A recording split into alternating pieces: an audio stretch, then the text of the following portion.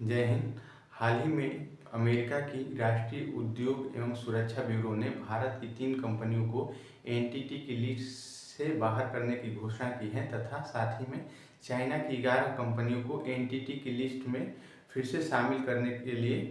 प्रोत्साहित किया है। इससे भारत के और अमेरिका के संबंधों में काफ़ी सुधार आएगा, जो भारत के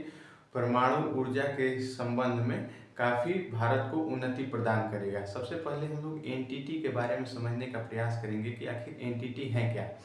एनटीटी उन कंपनियों का समूह है जो अमेरिका के लिए किसी न किसी प्रकार से राष्ट्रीय सुरक्षा में बाधक हैं। सबसे पहले हम लोग ये समझेंगे कि आखिर क्या कारण थे कि इन भारत की 3 कंपनियों को, चाहे इंडियन रेयर अर्थ हो या बीएआरबी भाभा एटॉमिक रिसर्च सेंटर हो या इंदिरा गांधी परमाणु अनुसंधान परीक्षण हो, इनको क्यों इस लिस्ट में शामिल किया गया था। इस तथ्य के पीछे भारत के परमाणु ऊर्जा संपन्न राष्ट्र होने की कहानी छिपी हुई है, जिसकी जरूरत सन 1974 ईस्वी में महसूस की गई थी, जब भारत अपने 3 तरफ से, ऊपर में चाइना से, पूर्व में बांग्लादेश से तथा सबसे पश्चिम में पाकिस्तान से, अपने तीनों पड़ोसी मुल्कों से अपने आंतरिक सुरक्षा को लेकर चिंतित था।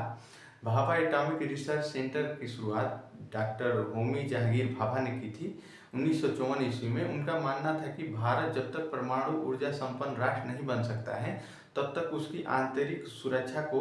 सुनिश्चित नहीं किया जा सकता है। जैसे कि हम लोगों ने देखा कि 1962 में किस प्रकार चाइना ने हमें धोखे से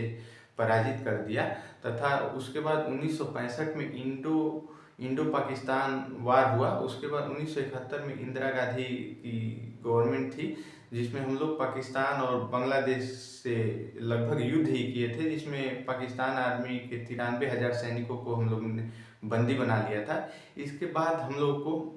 अपनी राष्ट्रीय सुरक्षा को लेकर परमाणु ऊर्जा की आवश्यकता महसूस हुई थी। इसी के संबंध में इंदिरा गांधी ने 18 मई सन 1974 ईस्वी को परमाणु परीक्षण करने का प्रयास किया, लेकिन इस संबंध में हमारे पास कोई बहुत विशेष संसाधन उपलब्ध नहीं थे, जिससे हमारा परमाणु परीक्षण उतना सफल नहीं हो पाया, जिसके चलते हम लोगों के ऊपर अंतर्राष्ट्रीय दबाव बनाया जाने लगा कि आप हमारे द्वारा निर्धारित की गई, चाहे एनपीटी हो या अन्य आगे चलकर अन्य सीटीबीटी नाम की संस्थाएं बनाई गई, जो कि अंतर्राष्ट्रीय संधि कराती थी। 1968 ईस्वी में एनपीटी नाम का संगठन बनाया गया था, जिसका फुल फॉर्म है कि न्यूक्लियर नॉन प्रोफिलिएशन ट्रीटी, अर्थात नाभिकीय अप्रसार संधि। इन संधियों में उन देशों के हस्ताक्षर थे जिनके पास द्वितीय विश्व युद्ध का कारण था, अर्थात लगभग 5 देश ऐसे थे जिनके पास पहले से ही परमाणु ऊर्जा संपन्न राष्ट्र वो घोषित हो चुके थे, तथा साथ ही में लगभग 170 से 80 राष्ट्र ऐसे थे जो इन देशों के कहना मान रहे थे, अर्थात इनके कहने पर साइन करते थे। भारत के सामने यह सबसे बड़ी चुनौती थी कि भारत की अपने आंतरिक सुरक्षा को लेकर चिंतित था। इस संबंध में भारत ने इस ट्रीटी पर साइन करने से ये कहते हुए इनकार कर दिया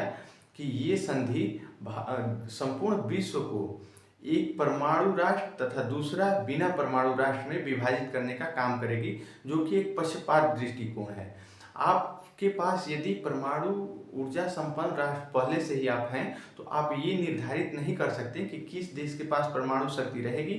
तथा किसके पास नहीं रहेगी। तो सन 1974 में पहला परमाणु परीक्षण हम लोग का उतना सफल नहीं हो पाया, लेकिन हमारे वैज्ञानिक जो थे वो लगातार इस प्रोजेक्ट पर लगे रहे। साल 1998 ईस्वी आया, जिसमें 11 मई तथा 13 मई को हमारे द्वारा ऑपरेशन शक्ति नाम से अटल बिहारी वाजपेयी की गवर्नमेंट थी, उसमें परमाणु परीक्षण किया गया। पहला परमाणु परीक्षण 11 मई को किया गया, जो लगभग 95% सफल हुआ। इसी को देखते हुए अटल बिहारी वाजपेयी ने तुरंत यह आदेश दिया कि दूसरा परमाणु परीक्षण भी कर दिया जाए, क्योंकि पहला परमाणु परीक्षण के मतलब सत्यता की पुष्टि हो चुकी थी। इस पर भारत ने तबातोड़ 11 तथा 13 तारीख को दूसरा परमाणु परीक्षण कर दिया, जिससे कि आगे चलकर अमेरिका के द्वारा यह दबाव बनाया गया कि आपने धोखे से हमारे से ये कहते हुए मतलब यूरेनियम की पूर्ति कराई थी कि हम अपना नाभिकीय